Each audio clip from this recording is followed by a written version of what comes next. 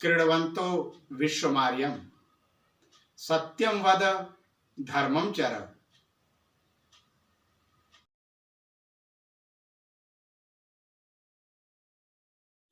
वंदे भारत मातरम। पूज्य गुरुजन, प्यारे मित्रों, भाइयों और बहनों, आप सबको महर्षि स्वामी दयानंद सरस्वती जयंती की हार्दिक शुभकामनाएं और कोटि कोटि बधाइयां। आइए आज हम युग द्रष्टा, युग सृष्टा महामनस्वी दयानंद जी के बारे में कुछ जानने का, कुछ समझने का प्रयत्न करते हैं।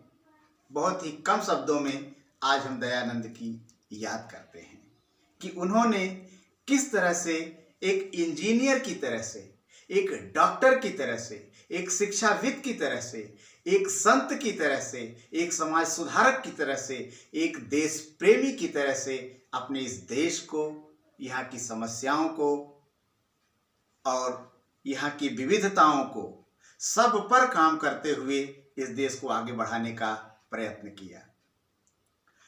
मित्रों, आज हम अनेक विषमताओं, समस्याओं और विसंगतियों से जूझते हुए सफलता के नित नए सपने साकार करने की दिशा में प्रयत्नशील हैं।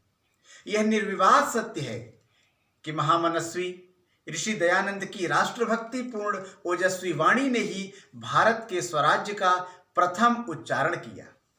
जब प्रथम स्वतंत्रता संग्राम का कहीं दूर दूर तक नामो निशान नहीं था, उस समय भी स्वामी दयानंद ने अपने अमर ग्रंथ सत्यार्थ प्रकाश में बड़े जोरदार शब्दों में स्वराज शब्द की वकालत की और स्वराज शब्द को ऊंचाइयां दी।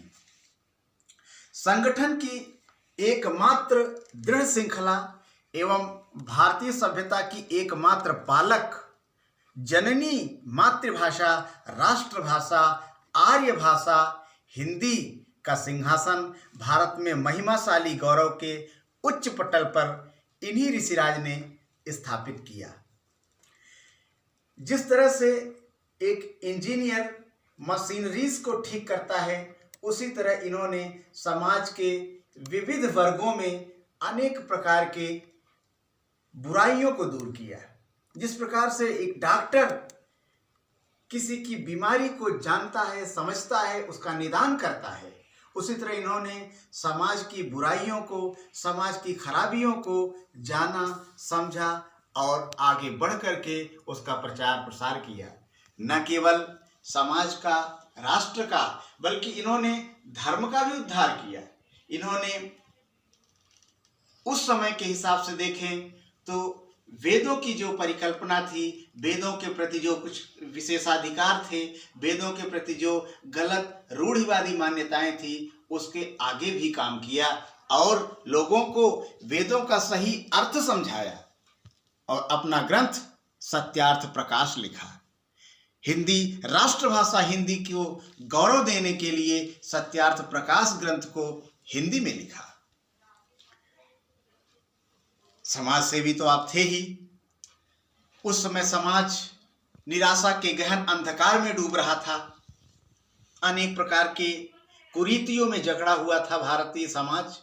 उन सब पर इन्होंने काम किया, चाहे विधवा विवाह, चाहे अछूतों का उद्धार, चाहे रंग भेद, रूप भेद, इन सब में जकड़ा हुआ मानव समाज हो, सबको इन्होंने दिशा दी।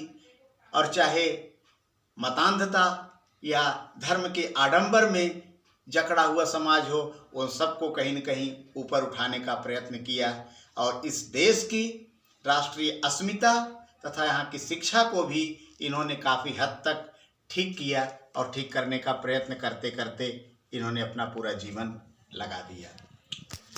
मित्रों, दयानंद सरस्वती का जन्म फाल्गुन महीने के कृष्ण पक्ष की 10वीं को हुआ था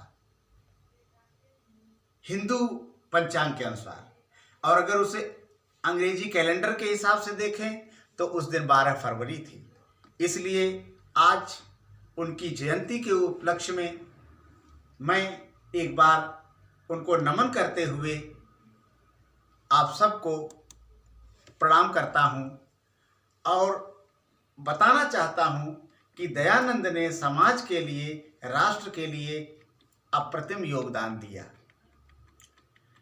और यह योगदान देते हुए वे